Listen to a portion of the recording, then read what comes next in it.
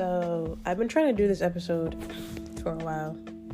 Just been busy, and my voice sounds better today, but I was having some allergy stuff. But I've had the time now to do this episode, and hopefully it resonates for somebody. I'm just kind of in a fog, kind of, just because I lost a family member this morning, and it's like one of those situations where obviously nobody, you don't want anyone to die, but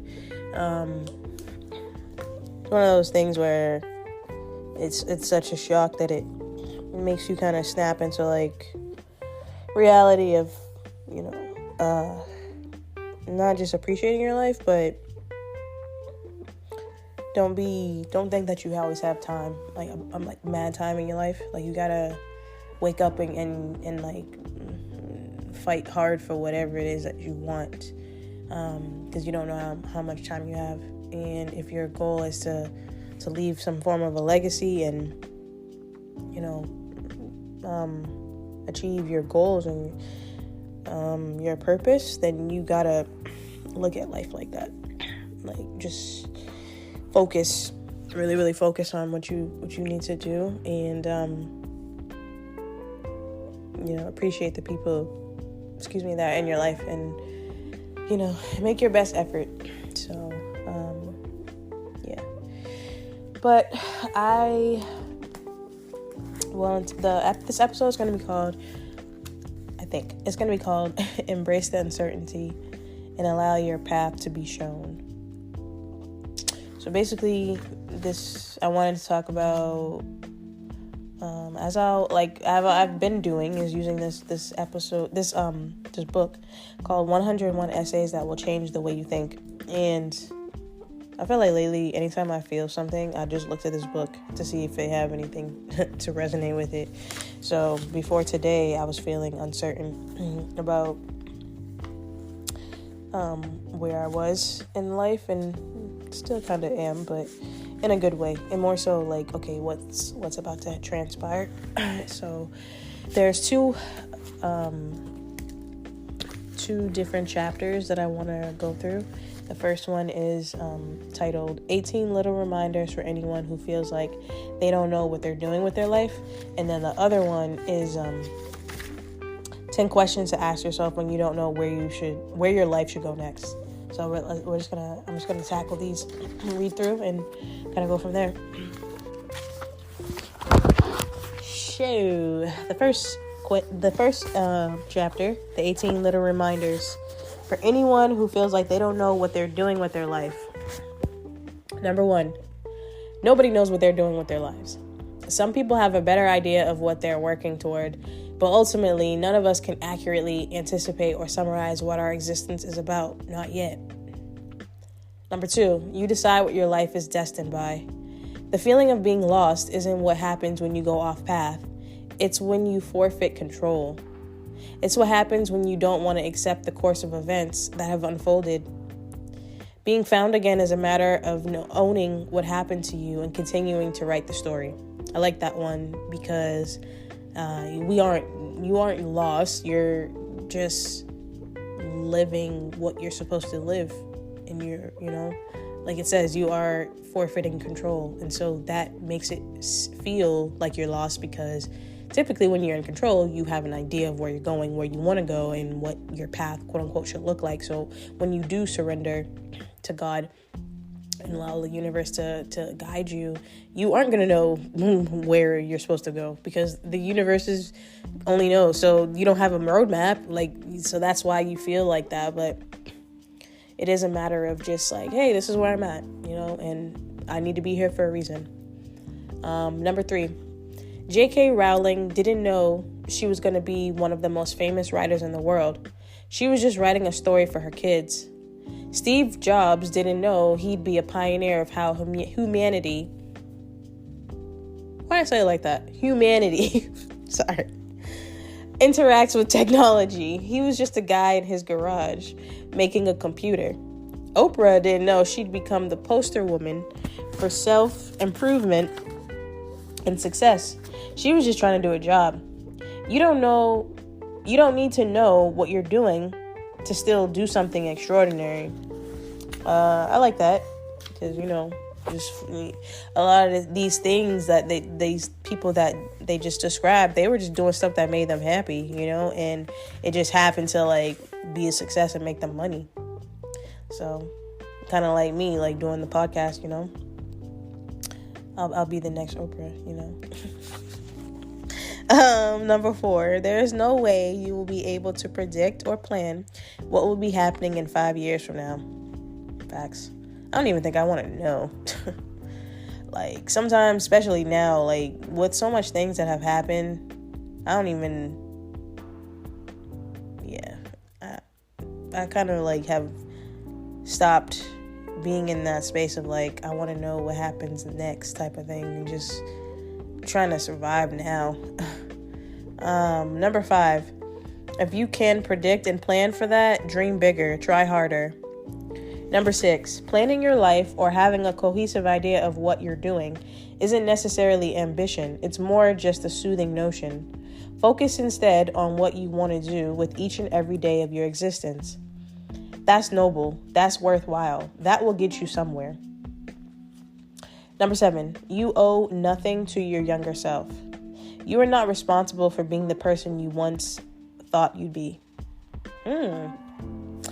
That's an interesting one because I don't know about you guys, but a lot of the times you see so much about this, healing your inner child and being the woman or man or whatever you call yourself, that your younger self would want to be or see, and that way they would be proud of. But like having this perspective of like, you don't owe your younger self anything, that's interesting. Like, yeah. I have to come back to that one. I really don't even know what to say on that one. I think it is true in an extent because you're, just like right now, what age I am, myself in 5 years or 10, 20 years or whatever, my older self isn't going to owe me something right now, Number 8, you owe everything to the adult you are today. You owe it to yourself to ask yourself what you like, what you want, what calls you, what you need, and what you deserve. Yeah, like focusing on you just right now. Number 9, do you know why you don't have the things you once thought you wanted? Because you don't want them anymore, not badly enough. And again, these are reminders when you don't know what you're doing with your life. Number 10, it's likely that you're between realizing you don't want what you once did and giving yourself permission to want what you want now. Yeah, I definitely feel like I'm in that space. 11, give yourself permission to want what you want now. Number 12, if you want to change your life, stop thinking about how you feel lost and start coming up with actions you can take that move you in any direction that's positive. It's a lot harder to think your way into a new way of acting than it is to act your way into a new way of thinking. Again, let me read that. It's a lot harder to think your way into a new way of acting than it is to act your way into a new way of thinking. Number 13, nobody's life is as good as it looks online. Yes, you really should know that, especially in this social media world today. That's more so for like the younger generation who grew up with everything online. Like everything online is not real. Number 14, nobody cares about your social media presence as much as you do. Number 15, social media has uniquely and distinctly made us ever more concerned with the next big goal. If you feel like you don't know where your life is going, it's likely because you don't know what you want your next big impressive goal to be. That's true, because if you do use social media a lot and you see people getting married, having kids, and graduating with degrees and buying houses and, traveling or, moving out of state and all these other great accomplishments, then you kind of, after a while, start thinking about, okay, well, I gotta do that next too. Maybe not the exact same thing, but like your goals. You start making these goals for yourself. And it's not bad to have goals, but I think it's saying, if you already don't know where your life is going, you can kind of get lost trying to just follow somebody else's plan or somebody else's goals. Number 16, you don't need to accomplish anything to be a worthwhile human being. Very few people are actually meant to be extraordinary. That does not mean you cannot know contentment, love, joy, and all the real wonders of life. Number 17, your life is only ever as good as your perception of it is. Feeling lost or like you don't know what you're doing is only solved by learning to think about things differently. That's all. And number 18, stop asking, what am I doing with my life? And start asking, what am I doing with today? I like that because it is an overwhelming feeling when you start asking, like, what is my life going? What is, what is going on? And you or when you start setting all these goals and you're like, I don't even know how to get there. And I know what I want to get, but I don't even know how to get there. And then you kind of just get overwhelmed with trying to figure it out. And a lot of the times it's not to figure out, it's to live for today and let those experiences continue to guide you to where you need to be so that you can accomplish these things. You will accomplish them. God is going to make sure it happens. It's just on his time. So, those are those ones. And then the other one I'm going to go through is 10 questions to ask yourself when you don't know where your life should go next. So, number 1, if you had the life you think you want, what would tomorrow be like? When you imagine the life you want, rather than focus on the elevator speech, I am this, I do this, focus on the daily routine. If you had the life you think you want, what would you do tomorrow? How different would it be from what you're doing now? What from that vision can you actually start doing tomorrow? I like that. As I'm reading it, I'm like thinking of stuff. And at first I'm like thinking big, like, all right, I would be, waking up on an island and traveling or something. But then I'm like, really, I would be like doing my podcast, but like in a studio and making money, So yeah, that's something I could work on. So number 2, if social media didn't exist, what would you do differently? Would you dress differently? Feel bad about where you live? Care about what your apartment looks like? What choices would you make if you didn't feel they were being silently policed by the faceless mob of people that lie behind the screens of social media? What would matter? What would you do? Who would you be? I personally don't. Yeah, I think that I agree with this.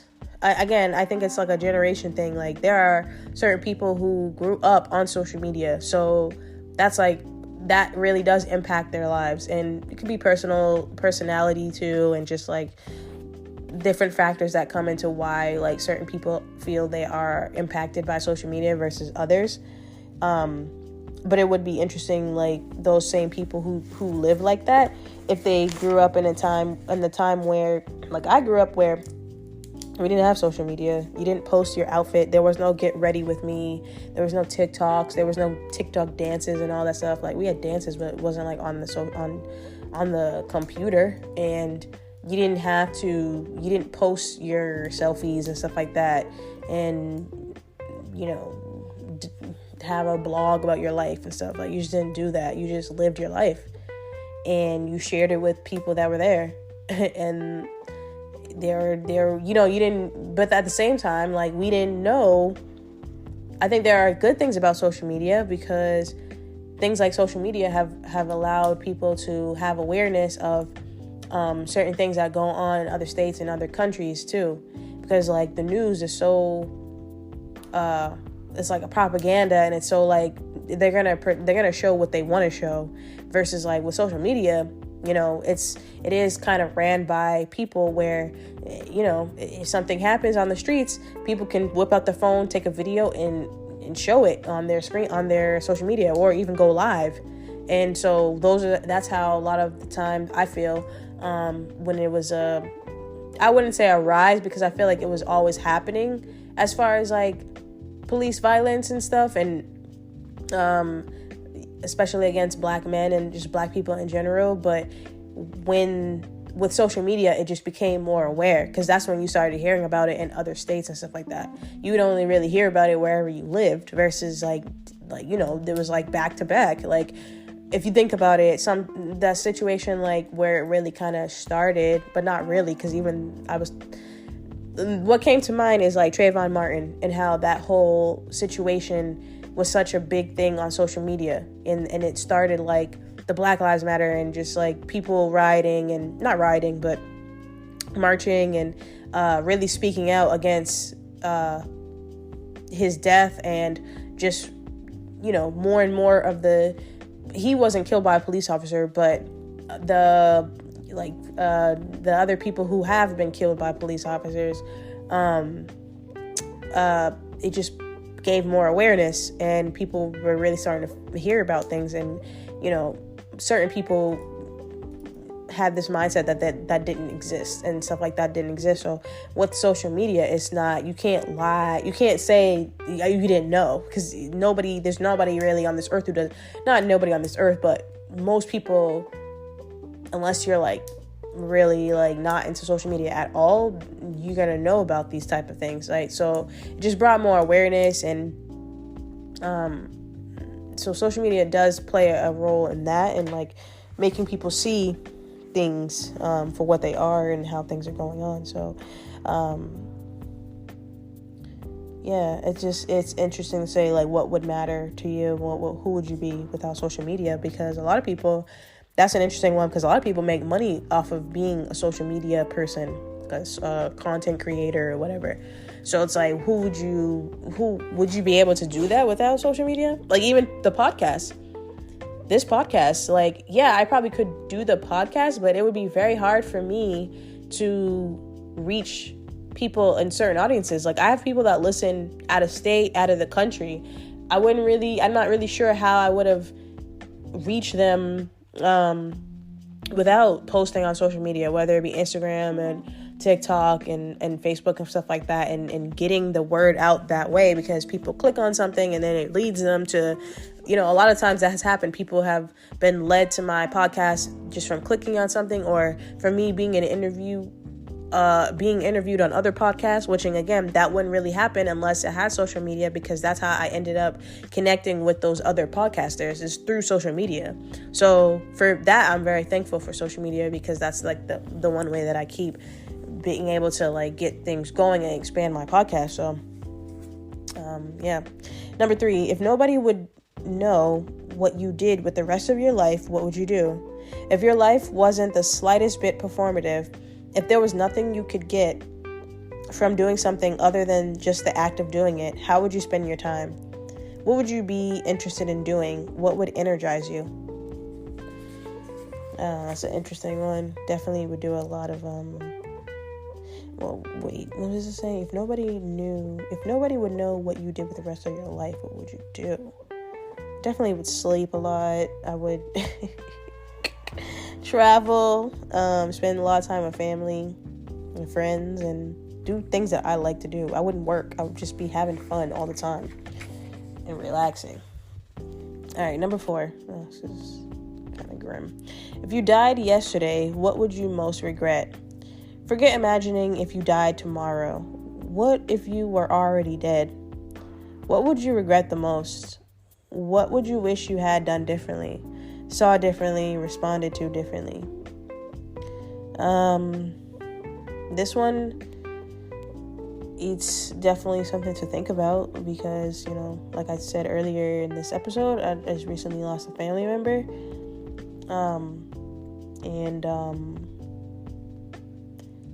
Man, I mean, I don't know. I think if I had to regret something, it would just be not taking more risks, right? If there's a risk that I want to take, that I have in mind, that I've been hemming and hawing about, and I've been talking to my friend back and forth, and he's just like, yo, just do it. And he's like, you're asking too many questions, and you're you're trying to plan too much. Just do it. And I'm like, yeah, but he's like, no, there is no buts. Like, just do it. And so, I think what I would do differently and what I need to do differently is just to do stuff and not try to always think that you have to have it all together before you can make your move. And so, yeah. Number 5, if you could choose 5 things that matter most to you, what would they be? Whether you realize it or not, your life will fundamentally be built off of the few things you care about the most. When it's not, it will feel out of alignment at best, or off the rails at worst. Fulfillment is living in accordance with what we genuinely value.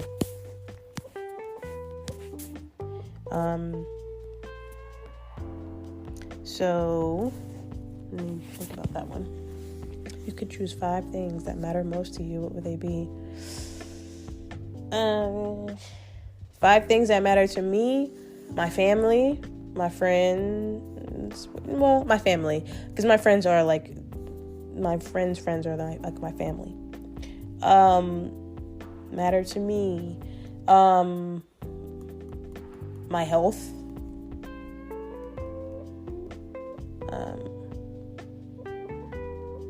Things you care about. I'm trying to think about, is it items or actual things? All right, so my family / friends, my health, being able to do whatever I want, travel and see the world and just live life freely, and having my own family and being able to share life with somebody, and having that type of fulfillment, because I know doing that would just continue to spark me to do even more greater things and take even more risks. So yeah. So what in your life do you feel a subtle, unexplainable nudge? What gives you a feeling of subtle, unexplainable enjoyment? What do you like, even though you don't understand why you like it? These are the things to pay attention to. These are the things that are real. Your mind is responding to what you think you like. Your emotions are responding to what actually resonates. For me, it would be the podcast, to be honest. I like doing the podcast. I do get a nudge to do episodes when I get in that lazy space, or even today, my mind has really been in a fog. I've been kind of just processing what the news that I've heard, but I've also been trying to not continue on with my life, but still operate in a not sit and sulk and just kind of keep it going. And doing the podcast was something that came to mind. It was something that I had been wanting to do this week anyway, but I just felt all right, I need to talk. I need to express some stuff and get this off my chest and my head. And so I would say that's something that always gives me a nudge, is to just talk and do an episode, do the podcast, work on it, different ways to expand it. Number 7, if you knew nobody would judge you, what would you do with your days? If you would only be praised for your work, for your life, and for your choices, which would you make? What would you do? Well, honestly, I don't care. So I'm probably not the best person to answer this question, because I don't care. I don't need to be praised for what I'm doing. I'm doing what I want. If you don't like it, that's your problem. So I'm gonna do what I want. And I definitely don't do things in praise for work. I do what I do, and I do my best, and I know I'm a good worker, so I don't need to prove to anybody, and I don't need anybody to praise me. Just pay me. Give me my money. So in my life is for me to live, and the people that know me know how I get down, and that's how I live. And you're going to be judged. I mean, even if you say that you knew nobody would judge you, what would I do with my days? I'm doing the same thing I'm doing now. I'm living how I want to live. So yeah, I would make the choices that I would still make the same choices because I would do things for me. For the only judgment I'm looking to that actually like forms of judgment that matter to me is from God and like family a little bit, but even that is like, they'll be all right, like, you have to live for you. Number 8, what are you struggling with the most right now? Interestingly enough, the things that plague you the most deeply are signals towards where you must move next. If your deepest issue is not having a romantic relationship, the next phase of your life will likely need to involve at least trying to develop that. The things that you're struggling with the most right now can tell you what you really want and toward which direction you should step. That's interesting. Yeah. So that's whatever you're struggling with is probably what you need to get into the next. Number 9, what do you already have going for you at this present moment? The mantra of any major life change should always be start where you are, use what you have, do what you can. There is no other way to get anywhere. What do you already have going for you at this present moment? So I like that what it says, start where you are, use what you have, do what you can. And that is kind of like the mantra to use for your next steps, because you just got to be where you are in the present, use what you got to get, and do what you can to get where you want to be. Number 10, the last one. If you had to live tomorrow on repeat for the rest of your life, what would you do? Or put another way, if you lived today on repeat forever, where would you be? What would you have accomplished? Would you be thriving at work? Would you have made time for the people you love? Would you have written a book or played music or be spending your money in a healthy way? Would you be dressing like yourself and enjoying the sunrise and eating in a way that will sustain you over the long term? Your life exists in its days, not in your ideas about those days. Your habits accumulate and begin to default. Imagining that you'll never grow out of them is the fastest way to a reality check. So, like it says, if you had to live tomorrow on repeat or today, what would you do? I would do all the things that I love to do. Like, I really would. Because if I knew I had to repeat over it every day, I'm going to be happy because I'm going to be doing what I love. So, I'm going to do whatever I want. Yeah. I like those questions, though. I like those were some thoughtful things. Again, there's no such thing. Oh, wait, no, sorry. That one was 10 questions to ask yourself when you don't know where your life should go next. So really, it was just about like figuring out your next steps in life and what that looks like and things to ask yourself when you feel stuck. And again, you shouldn't feel like you're stuck. You're not stuck. You have learned to release control, and now you are in a space where you are allowing yourself to be guided to where you're supposed to be. So don't forget that. Don't say you're stuck. Don't say you're lost. Say, I'm where I need to be. And comfort yourself with that idea, as uncomfortable that can be. It is a comforting feeling to know that this is where you're supposed to be. Right here, right now, at this moment. You're supposed to be listening to this podcast. I'm supposed to be making this podcast. And whatever is going to be is going to be. So being open to what that looks like in your life. So I hope this was helpful. And as always, I'm your host, Chanel. This is Black Hippie Lounge Podcast. If you can, rate and review the podcast. Follow on all platforms. I would say I'm trying to keep the routine going with the whole ending, like exiting message. I would say make sure you check in on your loved ones. Yeah. So, as always, I'm your host, Chanel. This is Black Hippie Lounge. Thank you for listening. As always, meditate, manifest, and invest in you. Have a great rest of your weekend and a good start to your week.